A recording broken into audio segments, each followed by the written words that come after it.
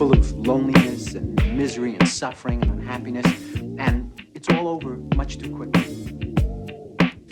The question is, have I learned anything about life?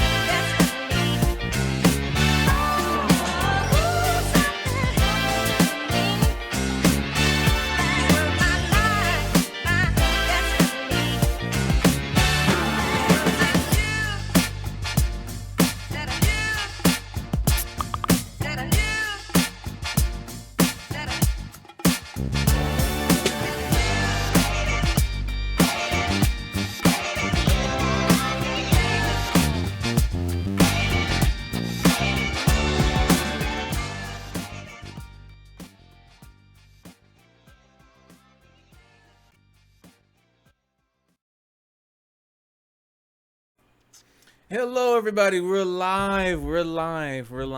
About 1 or 2 minutes late behind schedule. That's because, as a word of advice, never mix Taco Bell and ginger ale. Dare I ask why?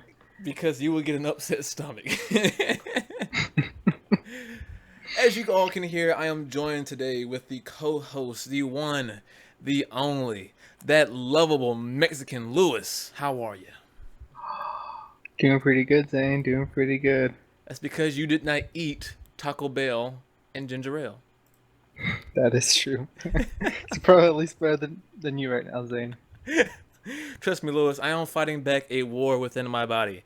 So, just a fair warning in that Gonna make me do a regards. spit take right now. But yes, we're live with the podcast. 3rd episode. I'm very proud because we actually have the podcast live. Well, not necessarily live. After the live presentation, the podcast goes up on the Google Play Store podcast section under the quote-unquote artist essence of Zen. Bum, bum, bum. I need to get like a soundboard. I can tell you, like, I want to program a really simple Java GUI application for doing soundboarding antics. So eventually, whenever I get time, eventually. That would be amazing. But Lewis, the first thing on our list today is the beautiful thing that everyone who has a PC, a tower PC, longs for. The AMD Zen processor. Yes, actually, yeah, but until we hear more about that, I'm talking about graphics cards, baby. Graphics cards. The things that makes the games go vroom vroom. Pretty much. By the way, like, am I the only one that when you try to say graphic card or like plural graphic cards, that you say graphics cards, like with double plural? Yeah. It's really weird. But it is weird. But yeah, like, the GeForce GTX Titan X is appearing in the wild. The Titan series is basically NVIDIA's big dog, the powerhouse, the Zeus, the roly holy. I lost it. Can't find it. So the GeForce GTX Titan X. What's that? Their newest, top of the line gaming GPU. Correct? Pretty much. It's not necessarily meant strictly for gaming. Is look? So I got the website brought in up here now, but they say they want to use the GTX main or the Titan X mainly for things like crunching massive algorithmic numbers and render farms and basically thing in like high production, even for like game developers for rendering 3D models on a really grand scale. But if you look at their website and they say it's not technically targeting for gaming, they have VR ready in the marketing. I mean, just in case you didn't want to use it for gaming, you know? Right, but they're so like I forget like the actual price. Do they have it up here? They do not. I can't remember if this like passed like 1,000. I know it's over 1,000. I can't remember if it passed the 5,000 mark though. But it's the same as our first podcast episode. We talked about the AMD Super Duper graphics card, which is like $5,000. It's in that same type of power range. So yeah, it is not for the general audience. And hell, it's not really even for enthusiasts. It's for crazy people. Crazy people? Crazy people. And god damn it, if I had the money to lose, I would be a crazy person. That's some intense gaming right there. You think you can run Crysis on it? No. No. Okay. I'll try again next year. But no, it uses their, Maxwell architecture. It has a metric shit ton of CUDA cores. And it's generally like a really powerful thing. The guys over at Linus Tech Tips actually had ran like benchmarks. They ran various different types of testings with Razer's laptop / third outside the box GPU. But it's like, they do it's Linus and the Tech Tip guys. So they ran tests, Tech Tomorrow, the guys at Tech Syndicate. If we were as big, we'd be able to talk to NVIDIA to get a card sent to us so we could run some tests and probably run with the GPU and run away with it.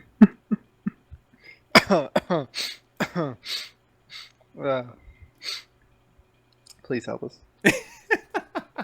But yeah, I mean, that's all we want to talk about with the GTX Titan X, except for the fact they have way too many X's in the title.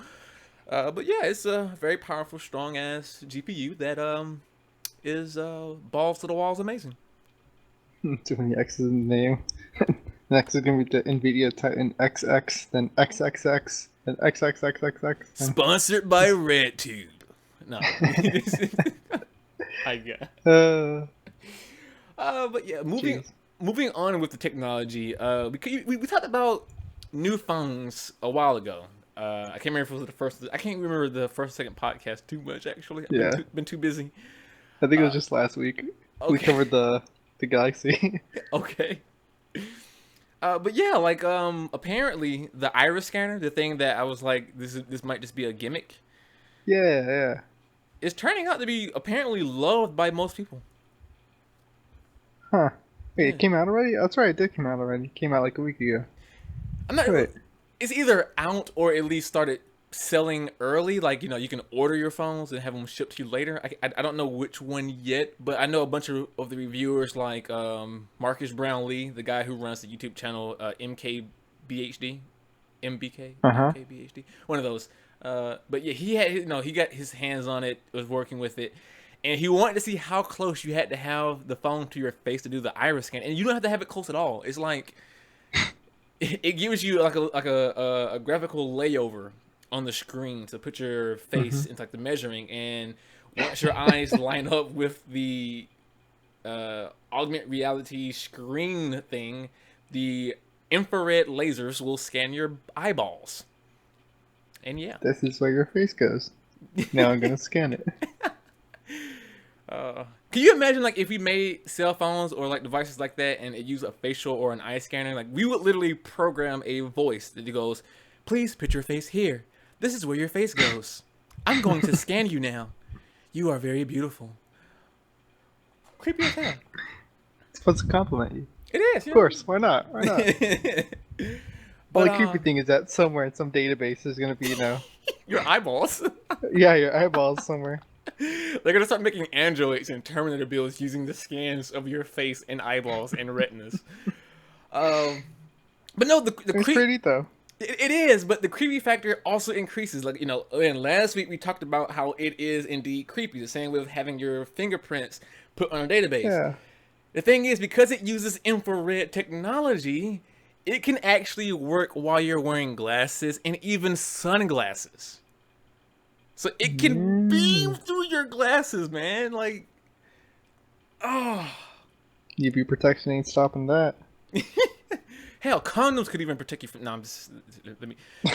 Sponsored by Trojan. No, we're not actually sponsored, but no, like it really is creepy. And again, not to be pulling out the aluminum foil, or as our friends over in the British Isles would say, aluminium, out of nowhere. But like again, with great power comes great responsibility, and where great responsibility leads comes great corruption. Is that right? But it's a sexy phone. If I had like just $600 to just binge, I probably would get the Note 7, but I'm not. I'm pretty much done with Samsung. I like them. I think what they're doing is great. They're just no longer going the route that I want to be a part of. So I may stick with trying to go something like the OnePlus 3 or an LG phone, or I don't know. We'll see. Huh, be interesting. It would be. I'd like to see this technology. Oh, see this technology in other devices, or see if it even catches on. Oh, yeah, because we're gonna talk about the MacBook Pro. Let me jump to the MacBook Pro now, because it's actually Good segue. It is, but it's because All like I've been hearing that Apple wants to install a fingerprint scanner on their power button on their new MacBooks, and I'm like, usually, yeah. Apple, meh, for me, but The Touch ID stuff, right? yeah, but it's a good idea. Yeah. I like it. It sounds like a really good idea. Now, them wanting to put an OLED touch strip on the keyboard, I don't really get that too much. I mean, I'm not saying it's bad, but I don't see anything super appealing about it. So what's the argument for the LED strip? They already have backlit lighting, right? Yeah. Is it supposed to add more? I don't get it. No, like the OLED touch strip is literally like a miniature screen, like a glass strip above the keyboard, at the top, so above the backspace, above the numbers and everything, like a row above that. And it's gonna have like touch stuff, so maybe like mute something, or a screen that changes depending on what window you have maximized. Like, a lot of people only have fan renders, but not necessarily anything legitimate or official. I know what you're talking about. Yeah, I have kind of like I used to have an old HP computer with like touch buttons kind of thing, but this is taking it a step further, basically, where it's like an actual touch screen on your keyboard, which is weird. And let me also go back. For the GeForce thing, we use their GeForce website to show you because we're showing the browser in the live podcast. For Samsung, we were using The Verge. Don't get mad at me. I don't like The Verge as much people do either, but they still have credible sources, okay? And for the MacBook, we're using the fellas over at Techno Buffalo. I love John Rediger and the gang. But yeah, the idea of having touchscreen / panel / strip things on your laptop / computer devices isn't anything new by Apple. So I don't want to see the quotient innovative or new, because it's not. Razer had something very similar a long time ago in one of their Razer laptops. It had little LED buttons specifically that would change for games like WoW and MOBAs like LOL, League of Legends for those non-hipster kids out there. But yeah, so this is nothing really new. Apple is doing their stuff with it, which is more power to them.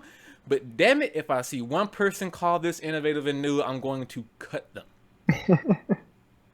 I mean, the way they'll spin it off, the things they'll add, they'll spin it off as innovative, not necessarily this thing. That, Right. You know how it is. I also heard they're like trying to eliminate the what is it, the MagSafe charger. I heard around Yeah. the grapevine, Which is which weird because that's one of their greatest, appeals to people. yeah, yeah. Like I've tripped over that cable actually twice. I'm so glad it was magnetic. That thing is expensive. uh, Yeah, I mean, yeah, I, yeah. I get it because they're saying they want to move towards USB-C and push this new tech and stuff out, and that's cool. That's totally cool. But why not, instead of having your USB-C meant for everything, including charging, you keep your MagSafe charging and have the other Hmm. USB-C for the other stuff. You don't have to have one single port for everything. Oh, True, true. I mean, some people, like a buddy of mine, he's got a pretty nice setup where he hooks up all his monitors, mm-hmm. and he's got like one of those external USB hubs. And as soon as he gets home, he plugs in just that one cable, and then like his home setup is like ready to go. He doesn't have to, unplug an HDMI port or plug like uh, the wireless keyboard or the wireless mouse, and plug in the monitors, all those extra monitors, the power cables, all that fun stuff. It's just one Wow, cable. that is actually So I mean, that is rather, one benefit. yeah. Also, Dalen, our good friend from UAT, Yeah. chimes in by saying every stolen Apple thing is innovative. I'm pretty sure he's being sarcastic. It's hard to tell via text, but I'm pretty sure he's making a joke. Hey, Dalen. Hey. But yeah, you also have a link in here, for something called X address. Oh yeah, X address. Yeah. So apparently, it turns out that there's an estimated 4 billion people in the world who don't have an address. And some guy basically created X address, which is a system of to uniquely identify a person's household and also be easy to remember at the same time is a selling point. Uh, the project's available open source on GitHub, and I think their homepage is let's see, here we go, xaddress.org. If you Oh. guys want more info about that, it's Uh, pretty interesting. Uh, they talk about how it could instantly create 7 billion addresses for people, so let and me let me ask you though: yeah, go is ahead. is this like address for their network or like literal physical address or where someone Literal lives? physical address, like 123 Maple Street. Uh huh. This is what their address would be, and it's based off basically their coordinates, except more memorizable and coordinates I would like to like say your latitude and longitude. that is cool as hell, also creepy as hell. I mean, it's not new. It's supposed to compete with like other previous implementations like What three map code, words? geohash, map 3 words. Yep. It's just okay. I could see it. Like what 3 words like an address in there would be like percolator.sermont.retooled, Mm. which okay, they're just random words put together. Geohash is just alphanumeric random stuff. Map code, same thing. Open location code, exact same thing, except with like plus signs as well. And an X address is something more along the lines of like 50 magical pearl Maluku, Indonesia is the example that they have on their website. And that translates directly to what is it? A geolocation, which is actually pretty neat. Or latitude and longitude. It really is brilliant. Cause and again, I'm making the snide remarks about the creepiness of it, cause whole security aluminium foil hat. I mean, But for a lot of people, like in their GitHub documentation, where they say that those people who don't have the physical addresses, people in India and whatnot, this could actually be really useful for starting new types of economic boom for these type of locations. Imagine if someone wants to yeah, start a company, needs something shipped to them. Now they could possibly actually have it shipped, and it helps connect people over a broader range of networks and through physical communication. And that is absolutely wonderful. I'm just a cynic when I just get scared of connecting with people. Yeah. No, I mean it's pretty neat. It's pretty neat because think about it. For you to have an address, there first needs to be like some sort of road, a paved road, to begin with. Then usually you have like a governing body that goes in, maps it with what's the word I'm looking for?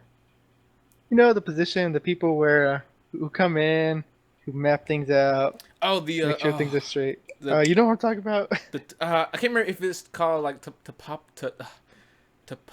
I want to say topological. topographer. Yeah, it's like when they have like those weird sectants with the weird weighted items that actually create the levels of planes of sea level to mountain range and etc. But it's Yeah. those guys, yeah.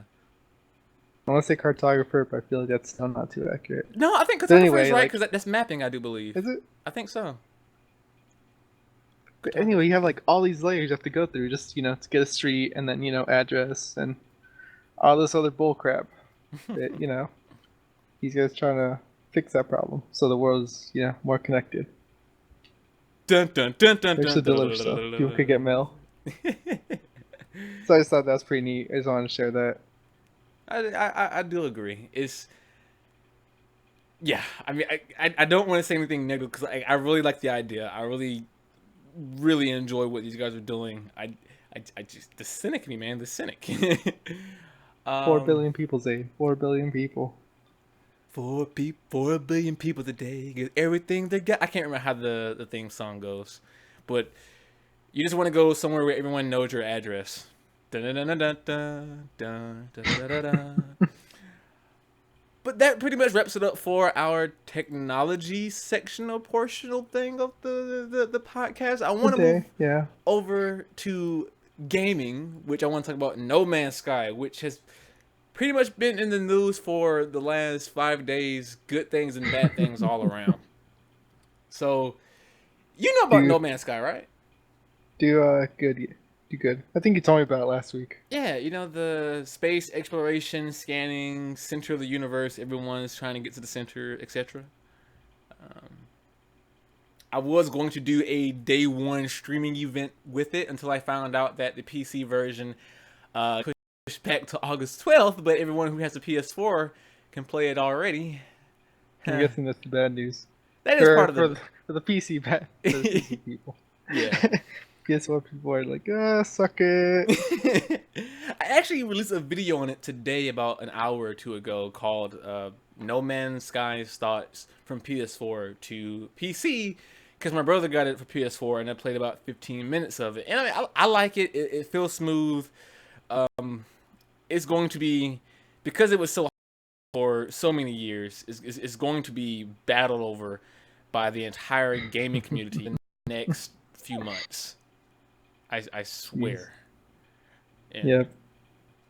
But yeah, a lot of people are complaining about the multiplayer information because a long time ago they were like, yeah, it's multiplayer, but it's different. And they're like, how is it different? And then months later after that is, everyone exists in the same universe, but there's a really, really, really, really, really, really slim chance that you'll meet anybody because the universe is over like 8 quintillion planets. So they made the game way too accurate. Right. So everyone was like, "Oh, but it's that's really horrible." Blah blah blah blah blah blah blah blah blah blah. And yesterday or 2 days ago, 2 people actually tried to meet up. They found the same planet in the same quadrant. They at the same exact location, and they met up at the same exact location, but they couldn't see each other. Right. So that caused the entire community to also go, the fuck, man? What's going on? Is it multiplayer or is it not multiplayer? So then the Hello Games, the creators behind the No Man's Sky game, made a tweet saying, "Oh, guys, we're having some server issues." So they don't know if the not seeing the thing was part of a server problem or if they're. You see where this is going. But look, I have a theory. What's your theory, Zane? And I talked about this in the video of those thoughts. So I highly recommend you go help EoZ out by watching that video without ad blocker. So do me a favor, don't watch that with ad blocker. But if I was a game developer making No Man's Sky, and Hmm. the game's purpose is for everyone to get to the center of the universe to find a big secret, right? Hmm. Now, players when they first start, they spawn off like the outer edge of the universe. So you move towards the center. If Right. if everyone starts to move closer to the Lewis, then mathematically your chances of running into everyone else is going to increase as everyone gets closer to the center. So what I Yeah, would do, theoretically. yeah, that's the way the game is made. What I would do, or would have done, is have the game have a multiplayer option like set underneath the code, and I would wait maybe 2 or 3 weeks after the game releases, and then flip that switch, and I would see how people reacted to when everyone, or a good majority or a good number of people are at the center. I'm looking at other players, not NPCs. Holy crap!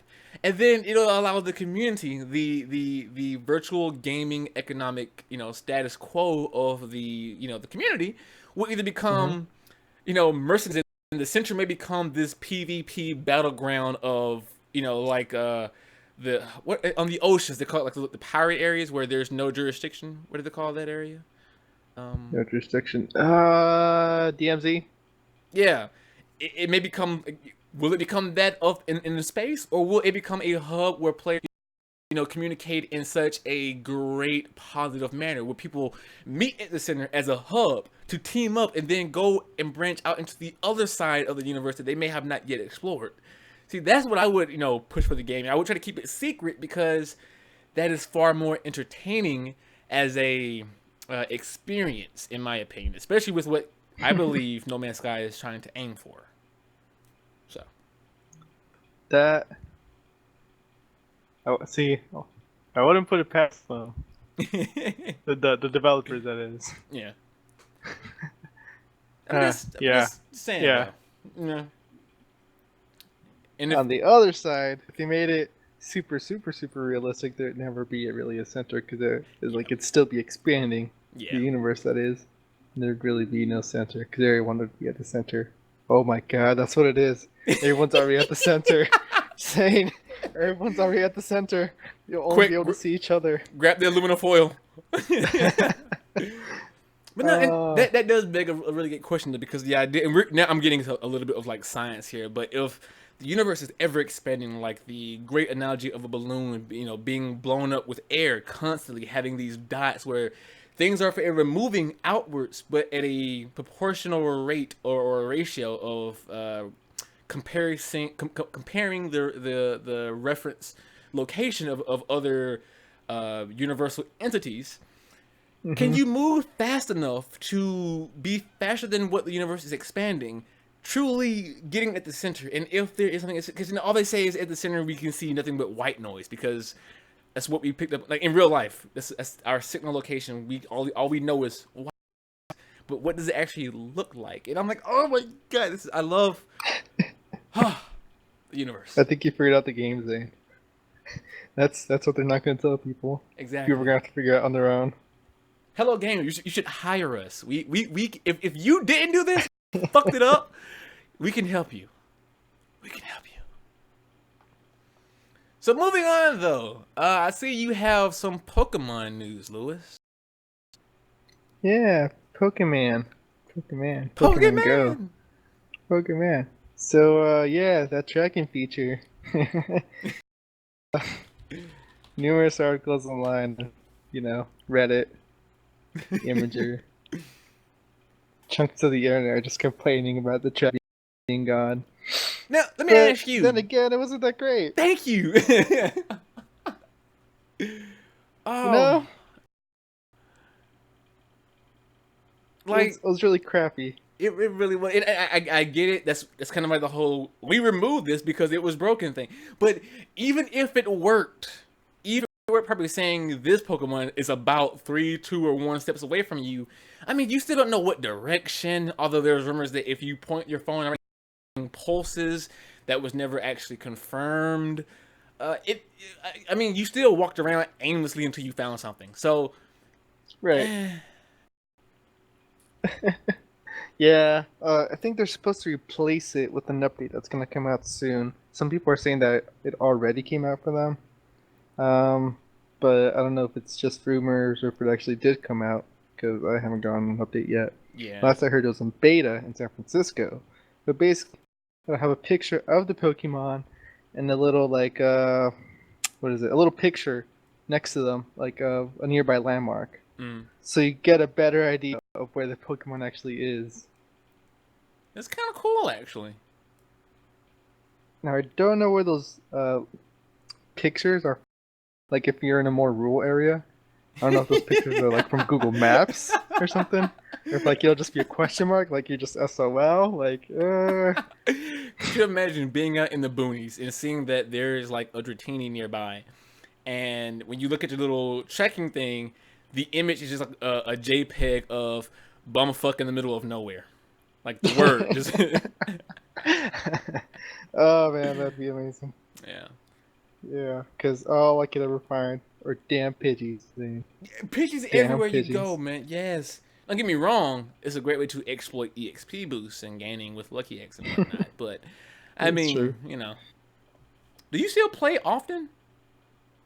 Do I still play often? I haven't played in about a week. Likewise. But actually, I'm lying because I just caught a Pidgey, so I haven't played in like 10 seconds. Well, opening up the app for the gift and actually like playing it or like because sometimes I'll open up Imager just to open up Imager and I'm just like, why am I opening Imager? Yeah. I mean, I should do a video what's on my phone because I have like crap on my phone that I should probably be deleting and a whole bunch of porn. I mean, anyway, trading, Pokemon trading. Yeah, the most requested ever. People probably are at Niantic Labs throwing eggs. Let's get that thing implemented.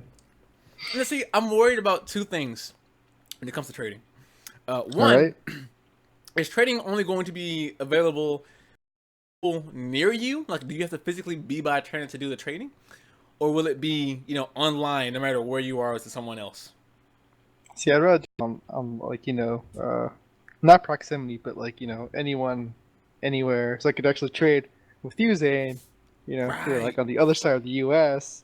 and my other friends are on the other side of the U.S. And I have to find strange, creepy people and make me friends because who wants to make me friends? That's not what this app is about. It wasn't. I love how everyone's like, Pokemon Go is meant to get you up and out and active. Like, yes, Pokemon Go, however, was not designed to have little children go and meet strangers. Okay, so tone that shit back. I'm sorry. They sent you that thing about like New York City, like trying to like ban sex offenders from playing it? Yeah. I was like, I guess I don't know. Like, okay, really. Before anyone gets like really emotionally invested in the idea of because sex offenders, fuck those guys. And in all honesty, no one likes sex offenders. Okay, no one. But logically, the laws that are already in place to keep sex offenders away from those who they've offended, such as children or schools, public parks, and etc. Those are still there. So with or without Pokemon Go, honestly, and like if we're gonna like just go off the numbers, like statistically, like your child is like a higher chance of being like sexually abused by a family member than just a random person off the street. That's just what the numbers say. So, on top of that, what is it? The sexual offenders are like the least common, or not the least common. What's the phrase I'm looking for? The least the criminals diverse? Are the least likely to repeat that same offense. Yeah. Yeah. So. And again, we're not advocating for any sexual offender.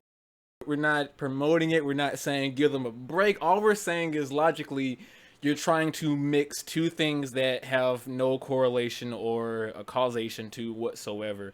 The saying, I should ban. Okay, I don't have a good analogy. I didn't plan ahead for this. I don't have a good analogy. Just get together, New York. Do something better with your time. Right. But yeah, so that's Pokemon Go. The second thing I'm worried about in terms of trading is balancy issues. You know, are we just gonna be able to catch a bunch of Pokemon, trade them off? You know, this is like a lesser worry because, you know, everyone's going to find a way to abuse something somehow. I could go and grab my tablet, sign into the EoZ Google account, and basically catch twice as many Pokemon on 2 different accounts, and when trading comes out, trade to myself or share the EoZ account with friends and use it as like a storage, you know? Oh yeah. But tons of ways around that. Exactly. Anyways, though, moving on to the next game item news for the day is, again, Starbound, what we talked about last week as well. The main thing I want to talk about is that we have a review coming either tomorrow or the day after, depending on how much I can edit tonight. But no, I it's written.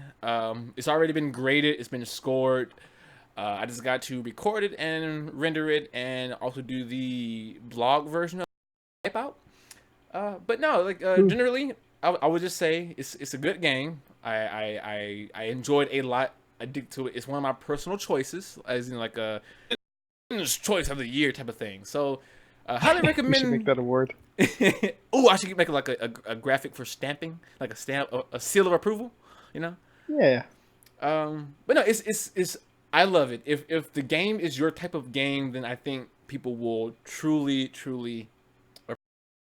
However, the reason why it's not anything, I'm not going into how it's raving great in certain aspects, is mainly because I had Starbound back in early access, and one of the biggest issues for me as an early access player and as a now version 1.0 stable player is they basically butcher and nerf the lore. And yeah, I mean it's not bad by any of the means, but they removed a sizable chunk of lore, and to me that that affected the scoring big time. And you know, you will see said review tomorrow or Friday. So that's all I'm gonna say, because I don't want to give everything away, because I'm a good guy. Sweet. Will be exciting to see. Indeed. So moving on to the entertainment section, Lewis, entertainment. Guess what? You saw Suicide Squad? Bro, you know it. Oh God. Lewis. Yes. I don't understand critics, man. I don't.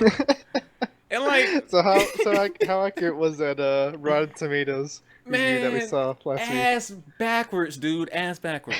And so here's the thing. All right. So most people know I'm a big DC fan, but I'm also a big Marvel fan too. I do like DC more, but I do love both. Previously, I made allegations saying that I believe there's a type of critic circuit bias towards DC, and how that affects, you know, with their ratings. Now, when BVS released, and a lot of people hated it, some people loved it. I loved BVS. But what's BVS again? For the Batman vs Superman. Yep. Dawn of Justice. But I could understand where a lot of the critics were coming from. You know, some points were really valid, some points were objective. I still didn't agree with the overall scoring of how they just wrecked it. But I was like, okay, I can see certain issues that were also apparent in Civil War, but I'm not going there. I'm not going there, Lewis. I'm not going there. Suicide Squad. Personally, I think it was really good. To me, it wasn't better than BVS, but again, I like BVS for reasons that people hate it. So I can't really give a statement that most people can resonate with in agreement, because I'm already going against the grain. But the movie is fun as hell. It's fun, Lewis. Lewis, it's fun. Fun? It's fun. As in... Like, it's, you will... When I went to the premiere, I got an early day showing, and everyone in the audience was clapping, cheering, woo-hooing, standing ovations, laughing their ass. Everyone enjoyed that movie. Now, critics say things like, "Oh, the villain was weak," so forth, blah blah blah blah. Now again, I don't like comparing DC to Marvel, but there's so many similarities that I don't see why one gets ragged on and the other one gets a bunch of passes. Because if you want to compare Suicide Squad to Guardians of the Galaxy, yes, I still think Guardians of the Galaxy was a tad bit better than Suicide Squad, but the Guardians of the Galaxy villain was a weak ass villain. Like he was flat, but that was okay because the movie was about having fun. You know? I can't even remember the villain, to be honest. Who was the villain again? His name was I forget his name. It was Ronan. He was the blue guy with like black tar face paint around his lips and chin. He wore like this dark colored hat, hijab type of thing, and was like, Thanos, I need your help. And then when he got the stone, you know. Yeah, he killed people with like his nail or something, right? Right. Something like that, some sort of laser. So, and you know, Ronan's motive was basically his people was butchered in like a war, and he wanted revenge, and he was basically dead set on revenge. That's actually really flat. I mean, it's not bad, but it's not good. It's just a flat villain, and that was okay because again, the movie was targeting that other group of Guardians of the Galaxy, who, by the way, was hastily put together just as fast as the Suicide Squad was, and I believe the Suicide Squad had a greater reason to be, a unit because of what they're there for than a bunch of guys escaping a security base prison and just becoming friends. And again, I'm not trying to dog Guardians because I actually love Guardians of the Galaxy except for the goddamn dancing at the end. But if you're gonna rag on Suicide Squad for these same things that are apparent in Guardians of the Galaxy, but you praise it doesn't compute to me, Lewis. It doesn't compute. You just don't have the right equation, is all. Apparently, man. I don't. And again, I'm a fan of both. So when people say, "Oh, you're just a DC fanboy, you're just biased," like, dude, yes, I'm a DC fanboy, but I'm also a Marvel fanboy. I'm one of the. A lot of people hated the comic book of Marvel Civil War. I love the comic book Marvel Civil War, and so we're already kind of going off topic. You got me ranting, Lewis. Okay, so if I had to ask you a final question, what would you give Suicide Squad as your final rating? Screw the Rotten Tomatoes. What would you give it? Oh man, so I do want to do a video about this, but I'm still trying to tweak how I want to grade movies because I feel that there's two types of, in my opinion, two types of cores for rating. There's the rating the movie for what the movie is, and then rating the movie in general to come like overall movies. So for Suicide Squad, which is a superhero movie, so for a superhero movie rating, I'd give it somewhere around a 7 to an 8, right? For an overall movie, I give it somewhere between a 6 to a 7. And and again, when people say, a lot of people, when grading scale, people see a 7 and they get mad because they think 7 is a bad thing. So on my grading scale, 5 is average. 6 is above average, 7 is good, 8 is great, 9 is excellent, and 10 is near perfect. So a 7 means it's good. 6 means it's above average. And because I didn't want to do the number anymore, I wanted to have something like a little bit more simplified.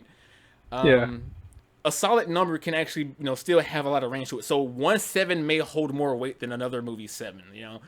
But it's a really solid movie. And again, like for Civil War, I would give Civil War for a superhero, movie rating about an 8. For an overall movie rating, I give it about a 7. Same thing with BVS. I gave BVS an 8.5. On the new scaling that I'm kind of near finished with, it'd be an 8 for a superhero movie, and for an overall movie, about a 7. So, Yeah. Oh, we got someone, Tommy Hare. Tommy, how you doing, sir? Can't stream. All I'm getting is 3G. Gotcha, sir. Gotcha. Do not worry. This will be put on Google Play after next week on the episode 2 is going on Google Play tomorrow, so no worries. But what I wanted to talk about originally in terms of entertainment before on that rant, Mike. I'm really passionate about my superhero stuff, man. I'm really passionate. You are. I'm so mad in Civil War when they reduce the Captain America's You don't move. You don't move. You make them move, and they just made it into like a simple 5-minute scene. I was like, no, no, no, no, no, no, no, no, no. And what's worse is when people saw Spider-Man in Civil War, they were extremely happy, right? And everyone was like, "Oh, in the Spider-Man, awesome!" Rah, rah, rah, rah, rah. But what? Oh snap! We are like going way over. Yeah, yeah. I just thought I'd sneak that by. I was like, yeah. So we might have to cover some of this stuff next week. Yeah. I would just say Just this. like breeze through it. Spider-Man was loved in Civil War, praised, outright loved.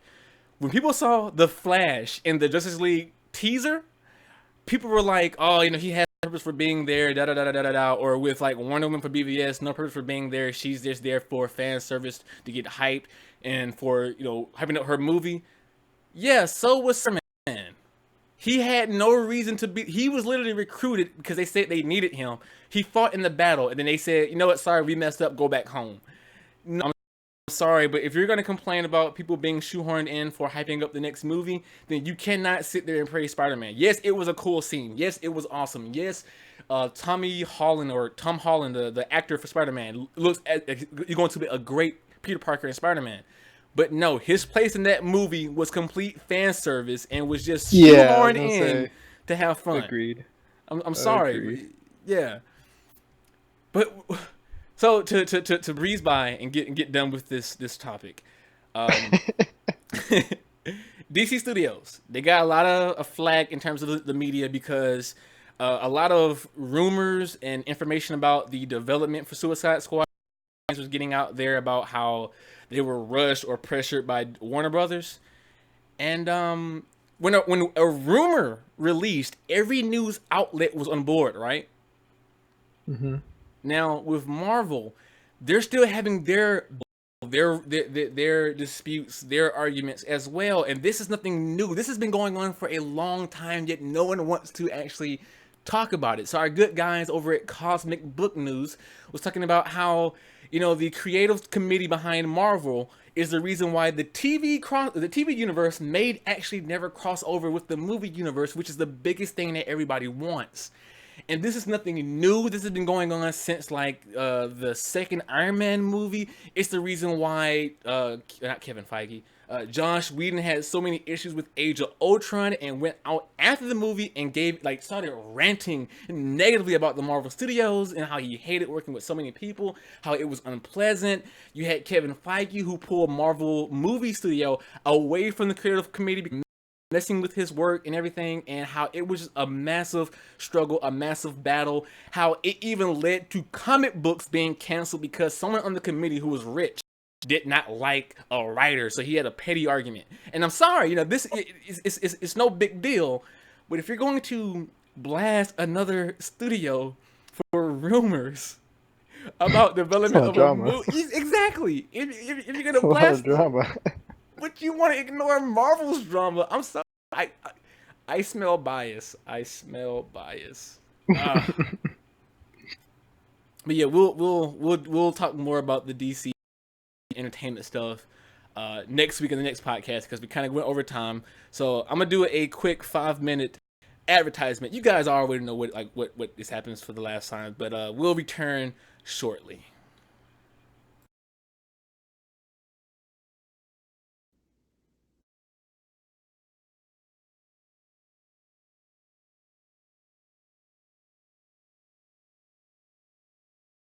If you're like me, you enjoy losing a bunch of time searching for various gadgets and gizmos and trinkets and bobs and bits. Well, wouldn't you enjoy an extra $5 towards your Amazon account? Or if you have a mobile phone, either Android or iPhone, you can use our link to log into the Amazon app for the first time and get an extra $5. If you want to support Essence of Zen, I highly recommend you do this. It doesn't hurt.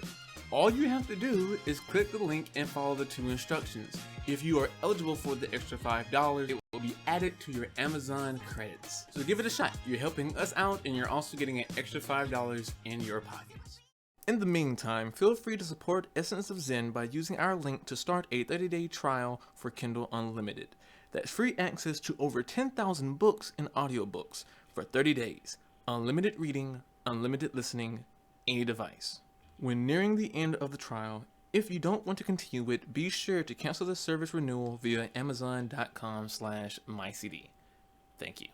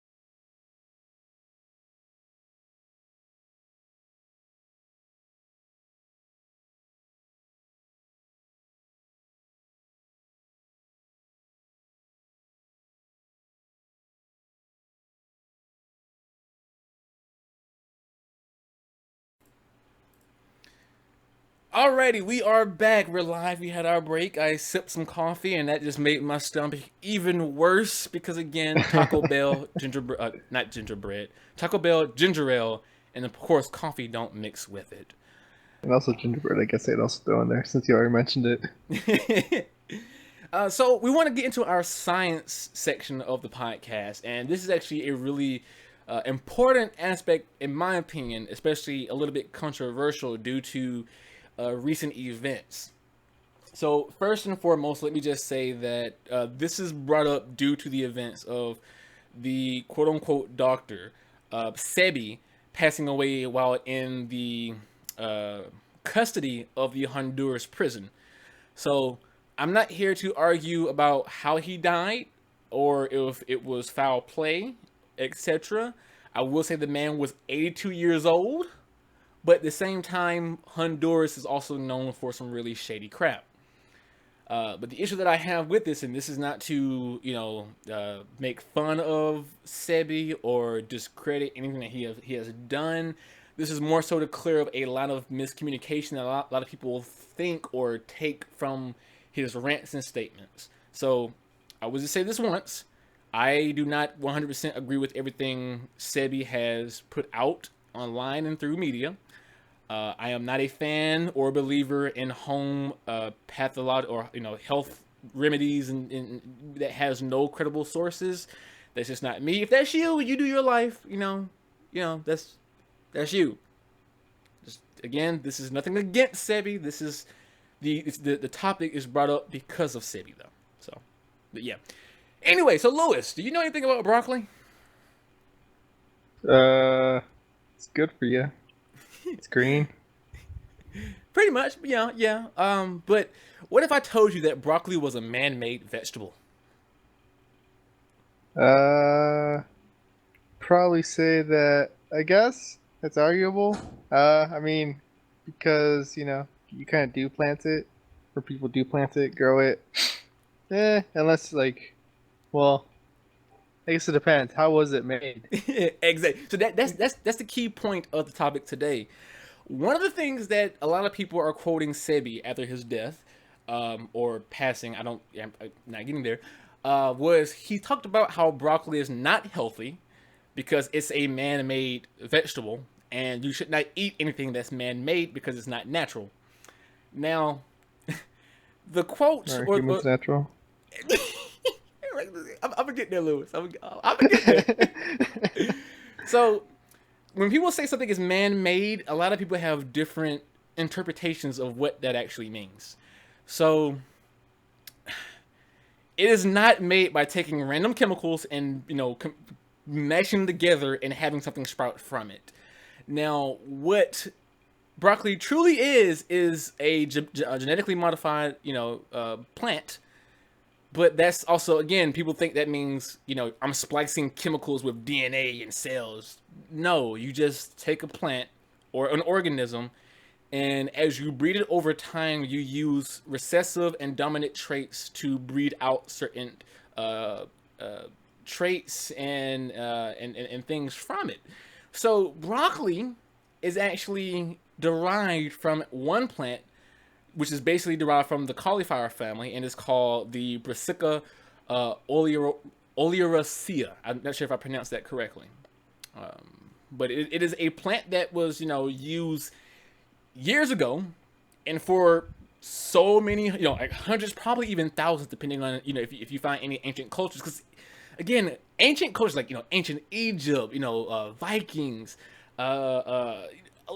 the Mayans, everyone did genetically modifying of their crops. It, so stop being worried about GMOs. But no, so they took this one plant and they bred out a bunch of traits while also increasing a lot of the dominant traits. And from this wild mustard plant known as Brassica oleracea, they created broccoli, Brussels sprouts, cauliflower, I do believe kale, kohlrabi, and cabbage. So if you want to say it's man-made because we ourselves took this plant and bred it to be this certain type of, and these different things, then yes, we did that. But that is still natural. It is as natural as the reproduction of humans who, when we find our mate, how we look for certain traits that we find attractive. I see where you're going with it. Yeah, because you're choosing the traits that you want to keep, and not the ones that are, what is it, unnatural, not natural, unwanted. Yeah. There you go. Undesired, not desirable. Undesired. And don't get me wrong. I still understand the fear about how this thing can be abused, because everything can be abused. The idea of designer babies, the idea of creating super crops that become so powerful that they end up killing off other plant life in the same rooted area. Those things. Yeah, but I mean, this is plants. We can easily contain, control, and do that. So yeah, it is still natural. You can now find these things in the wild because we have spread them to the wild. And the same thing is for like watermelons, because watermelons weren't always this sweet. Apples weren't always this sweet. The same reason why we have the yellow, green, red, the Granny Smith and etc. apples. It's all due to the way that we bred the traits of these vegetables and fruits over time. This is nothing new. Nothing new. Is it? I was gonna say, isn't cyanide and lead naturally occurring? Yeah, actually it is, yeah. I just don't like the argument of natural always means like good, the best. Yeah. I guess. Dude, I guess. Carbon monoxide, one of the most natural things in the world. I don't want it. In abundance, because we do use carbon dioxide to make oxygen through cheese. That's not, got it. Yeah, tigers. I mean, tigers are also natural. If you put a tiger in the room with me, tiger's gonna probably be the one walking out. Like. Have you seen the video of the lion and the baby? No, no, I'm not Oh seen my! that one. It's a talk show host. They had like this lady come out with a lion, and there's a mother with her baby child, and the baby starts crying because she sees a lion and she's scared of it. But as everyone knows with wild animals, when they hear something crying, if they don't like the noise, they pounce. So the lion like just climbs up and tries to claw at the baby, and they grab it, and the lion. Yeah, it's What? the baby was fine. The baby was fine. You know, just saying, the baby was fine. That's good. But yeah, back on like the topic of these natural things and non-natural, and basically all things around about health. Dr. Sebi. And I again, no disrespect, but I use the term doctor lightly because it's what people call him. I don't necessarily agree with that title. But they say that this is the man who cured HIV, AIDS, high blood pressure, diabetes, and no, he has not cured them. He helps treat them, yes, and that what makes people think, well, maybe these home remedies have actual meaning to them, right? But not as much as they think. So his advice and his treatments pretty much boiled down to eat healthier, exercise, and put less junk in your body. Essentially, things that can help you combat things like HIV, high blood pressure, diabetes, by making sure you stay regularly healthy by eating the proper diets and the proper things that may benefit you as well as others. But at the same time, it doesn't work for everybody. And if you look at any of the websites that push out these types of treatments, you will see things like, oh yes, this person has helped me. You can find their website and buy this. Contact me at this really, really obscure, dangerous looking email address. As in, those people aren't real, they're bots. Okay? And often, because of the events of what happened to Sebi, I see a lot of people sharing news articles, and I cannot make this stuff up, Lewis, from websites that are named like wokenews.com, thetruthisalie.com, radicalnews.org. Look, just because it's not Fox does not mean it's credible or a good source.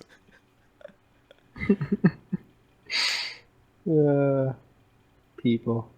Exactly, man. We need to stand up and call for sites like The Onion to be taken down. No, I'm joking, because The Onion is a parody site. But that too, a lot of people think The Onion is real. The Onion is a parody site. The previous sites like the Woke News is just propaganda sites that use shocking titles that are clickbaity to ring in traffic, which allows them to use you as an ad, I almost said something derogatory, but as an ad sponge, so they can make more money. I'm sorry, and I'm not trying to say people shouldn't think outside the box, but if you're gonna sit here and use a website like wokenews.com for an article source, check the sources, check the news, check to see how credible and how factual they are. Please, please, please, please, please, please, please, please. It's a pet peeve of mine. It's a pet peeve. Okay. Moving on, there may be aliens, Lewis. Aliens, you say? There may be aliens. In our solar system? Well, there may be in our solar system, but maybe. But no, so a while ago, I can't remember, it was like a year or two ago, we had the device known as Kepler, the Kepler mission by NASA. And it picked up on this weird ring object in the distance of a system that has a star known as the KIC 8462852, also known as the What the Fuck star. I'm not like, it's called the WTF star because they don't want to have like the actual derogatory or negative term, but of course you know what WTF stands for. But yeah, and a lot of people were really creeped out by that thing. So then, fast forward to today, and this is, via space.com, and, I consider space.com to be, a good, credible source. Again, I'm not saying it is aliens. I'm not saying it's not aliens. I'm not trying to say one way or another. I just say it is extremely weird because what we are seeing is essentially this star, KIC, so forth and so forth, or the W2F star, is decaying at an accelerated, rate, unlike anything that we've ever seen before, Lewis. The aliens are using it as energy, Zane. That's what everybody is kind of thinking. You're taking down the stars. And look, okay, it may be aliens, it may not be aliens, but the idea of using stars for fuels in mass galactic travels and entities has been an idea for the last almost 1,000 years, actually. Well, it was a concept created 1,000 years ago, one that was put more in a scientific placeholder more recently in the last century or a few decades or whatnot. But yeah. So this could just be a phenomena that we have never experienced until now, just seeing that maybe there is a new type of star that decays at a really fast rate and explodes or weathers out and dies or becomes a red giant. We don't know. We don't know. However, I personally do believe we're not alone in the universe, because the universe is just super, super grand. Doesn't mean we're being abducted and having, our anuses probed by aliens either. But this is definitely some weird stuff, Lewis. Yeah. That's our universe.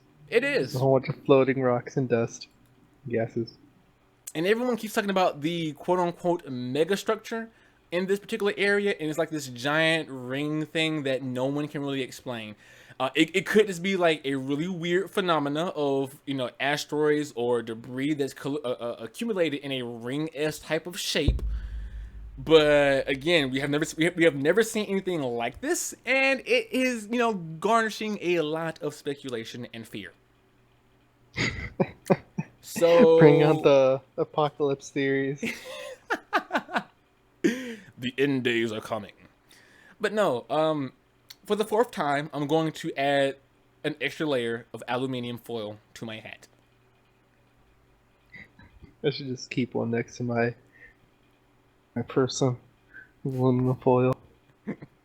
Oh, okay. So before we leave, because we are kind of over our time limit, before we leave, because we're talking about aliens.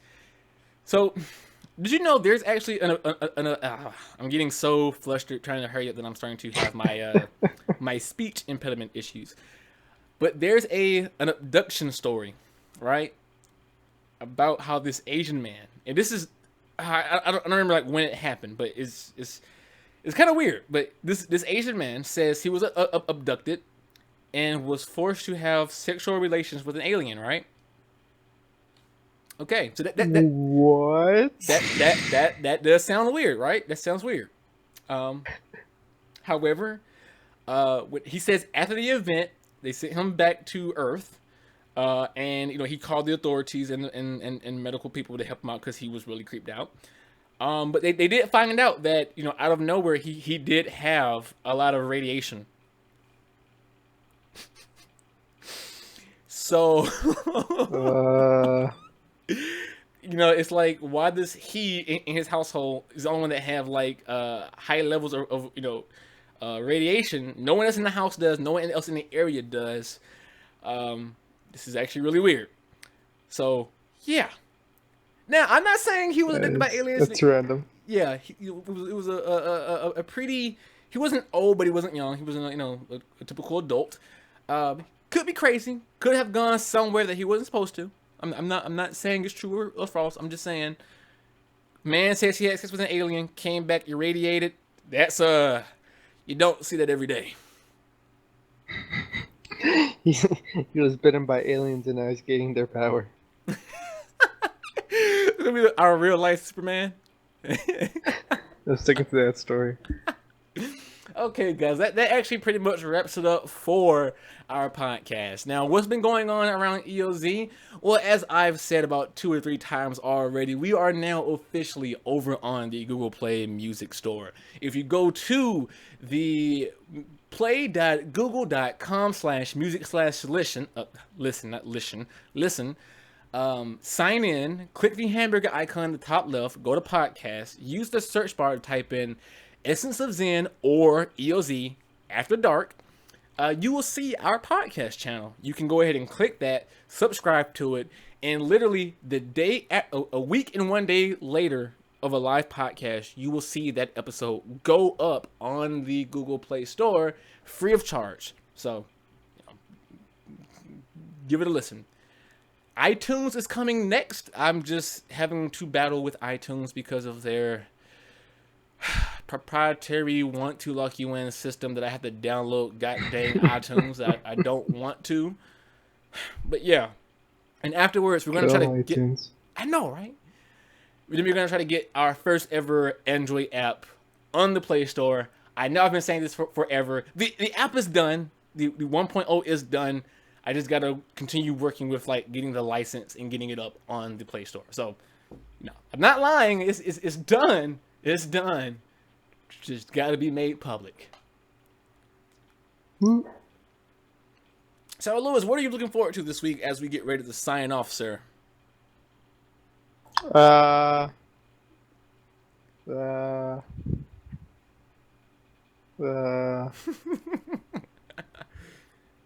weekend. Sleeping in on the weekend. I know that. I know that. So don't forget, though, this week I will be purchasing No Man's Sky for PC August 12th. When I am done installing it, I will put a video out /event on YouTube saying you should go to twitch.tv/essenceofzen to watch me stream No Man's Sky for PC. And send me a beer or something. I don't know. I'm also yes. Beer and Twitch, amazing. Just saying. But keep in mind too, I'm also getting a new graphics card soon. It is not the Titan X. I am not balling like that. No. It most likely will be the GTX 1070, maybe in Asus edition. I'm not sure, but I will have a unboxing / impressions followed by a review of that device later. I will also have a review of a new HP 25-inch ISP monitor. So impressions and review on that coming later too. I think that's about it. Oh, and some build videos. I'm going to be building 2 or 3 systems coming up this year. So stay tuned for that. And Lewis. Zane. Thank you for being a co-host to Essence of Zen After Dark. You truly are, sir, a great, great co-host. I learned from the best, Zane. I learned from the best. Who, Gandhi? Wait, you know Gandhi too? Yeah. Dude, I play pool with him every day. Oh, shit, we're still live. I mean... Okay.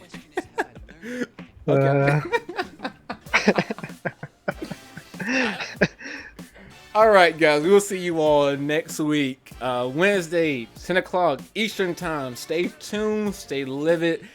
Be loved. Have fun. Be nice people in the universe. And as the young kids say, fire emoji, fire emoji, fire emoji. Stay lit. Fire emoji.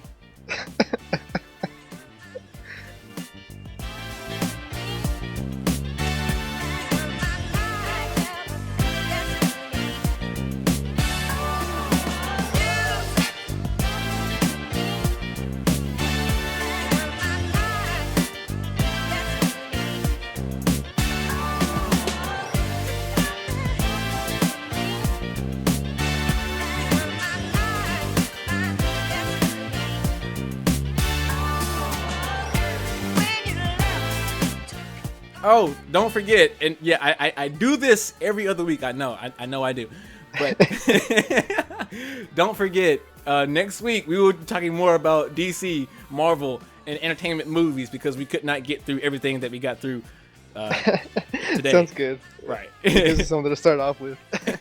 Cause yeah, I was gonna ask you today. It's like, Zane, do you have the sheets? Cause I haven't added anything yet. And they said you haven't added anything. It's like, oh, perfect. We're both gonna start fresh. I